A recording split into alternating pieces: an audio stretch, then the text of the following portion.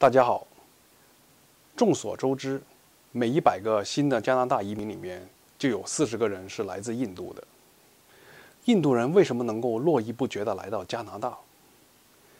你们是不是也很好奇，在他们的世界里边，金钱、教育、家庭以及工作是什么样的观念？印度人有没有值得我们中国人学习的地方？带着这些问题，我采访了我的好友，为你揭开谜底。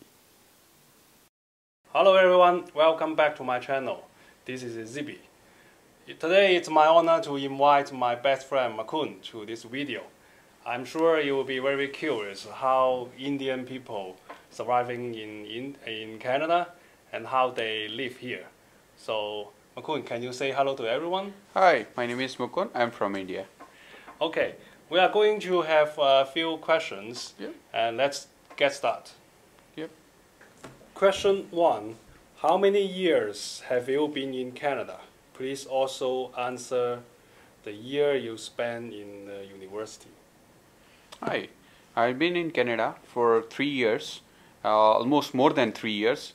I spent 16 months in a university. Then after graduation, I spent 4 months to find a job, and right now I'm working since last 1.5 years.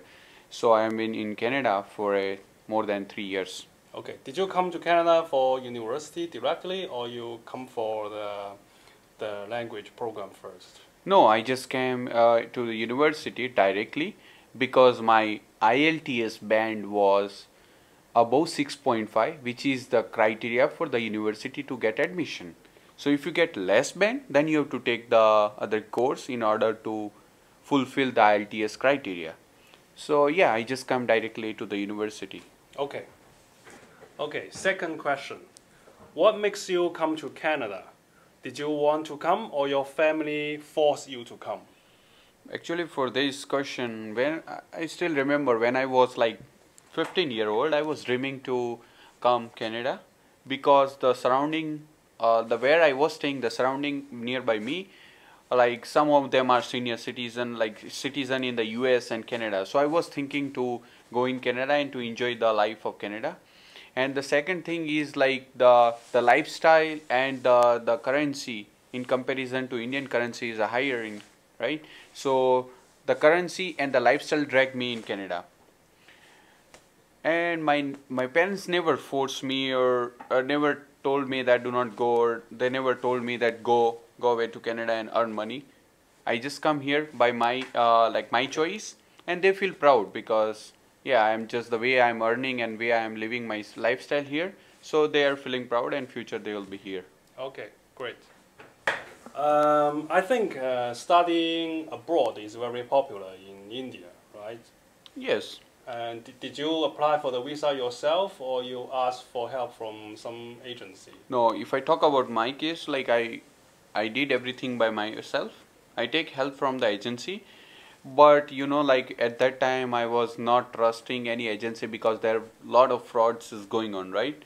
So I went through like 15-20 agency. I find the information that what is important. Is the college important? Is the university important? How much fees they are taking? What's the process? How we have to apply? What's the document need to be sent? So after gathering all the information, I went through one like the good agency whose name is well known in the city, and then I apply. But they charge me around like if I talk about in Canadian dollar, that will be around $200. Everything is done. $200? Yes, everything is done. That's still not a big because if I convert that into Indian rupees, that would be like almost 10,000. Oh. So in 10,000, everything is done in India. Oh, you know how much does the Chinese agency charge? No. It will be around 6,000 Canadian dollars. Oh, then the India is cheaper for like whole visa process. Yeah. So you look at all the menus, but you didn't order anything, right? No. Okay. Okay, questions 3. I heard that your dad is a government worker, right, at your community. How many percentage of students can go to university? Is this percentage the average number in India? Because I heard, I saw the movie in India. They are presenting India is not very rich. people are still struggling under the poverty line. So I'm not sure what is the true situation in India. Yes, my father is working in the government sector. He's working in the electrical sector of my province. As like the government, we can say the government salary is not that rich. It depends on the sector, but the electricity sector, the salary is down. So, but it's still higher than average, right? Is higher than the average salary, right? And talking about like the student, after they graduated from the higher secondary, they go into university. They have only the one option, the university. That is the same. But here in Canada, you have a like college and the university. Oh, in China, there are both college and universities. In India, there is a one university and which has like 3-4 places, which is called as a college, but whole is called as a university. Okay. Right. So. Almost 70 to 80% of the student after they completion of their higher secondary school, they go into university. And there are two different type of university. One is a private sector, one is a government sector. So student who can afford their money then go to the government, and student who cannot afford money go to the government, and who can afford they go to the private. Okay. What's the language in the universities? If you go like engineering, doctor, bachelor's in chemistry, science, in those you don't get an option. You have to study everything in English. But if you go in some of the like education or normal like university, like the education, Economy, something? Yeah, the bachelor in education, the bachelor in commerce, bachelor in arts, in that you get an option that you want to go through the mother tongue or English. Oh, okay. And how much is the annual fee of the tuition? Tuition annual fee is around 50 to 60,000, and it also depend on the like what education you are taking. If you are taking the doctor, the medical, then the tuition fee will be higher, which is around 1 lakhs, which is equal to the 1,000 Canadian dollar. Okay. And 2,000 Canadian dollar. And if I'm taking the engineering field, which will be around 50,000 per year, and that will be around 1,000 Canadian dollar. And if I go in the government sector, it will be around 5,000, 10,000 means 100 bucks per semester. Cheaper. Yeah, much cheaper. But only 50% of the government university are good, but the rest of 50 have some problem, like they don't have the good infrastructure. They have the professor, but some of the professors are lazy to educate the student. So the people prefer to go to the private just because of better education. And some of the students facing the problem with the money, but they get some education loan, which is given by the bank as per the government. So they get some discount and some less interest as per the private banks. Then they can go to the private universities. Yeah, they can go, but you know, indirectly they have to pay some interest, right? Okay. Yeah. So their parents has to struggle at the end because they will be not earning. Here in Canada, you can work as a part-time, but in India, like if you're working as a part-time, you won't get a time, right? You can spend your time in working other than your studies. Oh, okay. But in India, can girls go to the university? Yeah, Will they receive enough support from the family? There is no discrimination in that male gender, like the female or male. But yeah, in some of the backward area which is not that developed, right? In that area, there is slightly the parents give more preference to the like the boy and less preference to the girl. In the like some of the rural area, I can say. Okay, good. Let's go to the next question. Okay, question 4. Makun, you said about 70% high school graduate students can go to university, right? Yes. And after that, how many students can go to other countries for further studies? Actually, for this question, I'm not sure, but if I can guess, like almost 15 to 20% of the student from the university is coming like for their further education and abroad, like Canada, Australia, US, New Zealand, and some of the Europe countries. But in my country, like in India, like only 2-3 provinces where the students are more prefer their higher education in the abroad. They are like Gujarat, Punjab, and South Asian. So in that, if I like talking about the Punjab, they are more popular in Canada. Almost like 15-20% of the student after they graduated, they prefer Canada, because in Canada you will find more their community, and so they prefer to come Canada. So their state, their province have more people, like more students who come in Canada. Oh, and when before they come, they will get enough support from the people in Canada? Like, yes, because their relatives, their brother or sister, their cousin, their far relative, they are staying in Canada, right?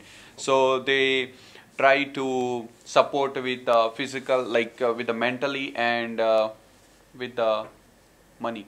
Okay, great. Okay, now we are going to question 5. What kind of family can support their children study abroad? Do they pay both tuition fees and living costs? The reason I ask this is that I have seen many Indian students working in grocery stores here and gas station. So they said they work for their bills. And some of them even send money back home. I can't believe that. So I really see our Chinese students doing the same thing. Honestly, our Chinese students will get the money from their parents, and I think 100%. So what is the situation for Indian people? So for this question, I will take my example. Yeah. Like when I came to Canada, like my parents just paid the first semester fees, and the rest of flight cost and some your luggage expenses, like the extra grocery or whatever you just bring from the India. Apart from this, after completion of my university, I pay almost like 30% of the fees of the university, and the rest of 70% is paid by my parents. Just because of I get a trouble in order to get a job, a part-time job in Canada. But after completion of my university, I got a good job. So I spent like within a year, I return all my 70% of the fees which is paid by my parents. I paid back them within 1 year. Okay. And apart from this, I have some savings. I have my own car, and I'm like spending like good money and enjoying my life here. Okay. So why didn't your parents give you the full tuition fee and full living costs and let you focus on your study, not to spend the time on a part-time job? No. The parents always try to motivate you to earn money. Okay. They will help you if you need the help. But on the other side, they will try to motivate you. Okay, you just work, go ahead, work and study, everything you have to do. Because this is a young age where you can focus everywhere. So they never tell you that, okay, just focus on the studies. They also tell you on the other side, okay, whenever you get a good shift, go ahead and work it and earn money. Okay. And you said this is your experience. What about your friends and your classmates? Oh, if I talk about my friends' experience, they are much better than me, because they just their parents just spend the first semester fee, and the rest of like whole tuition fees, 70-80% of tuition fees will paid by themselves. Oh. And other than that, they have their own car and some other stuff that paid by their own self. Okay, but I don't have the confidence before I come to Canada. I don't think I can get a job right away. So I have enough saving before I come. Otherwise, I will not come. It's too risky for me. But if I talk about like my friend circle, my friends group, there is always there anyone who can help you. If I just call my friend, they will help you with money. Okay, very impressive. Okay, question 6. It's still about money. I have heard some Indian students are coming here with the support of the whole village or their local community, because they are for one family. It's not possible to support one student studying abroad. So what do you think? Yes, you are true, because in India, the community is decided on the caste, religion, area, or sometime in the province. So when you are coming towards like for your further education, you are starting your new career, right? So there is some scheme in order to help those students, the international student.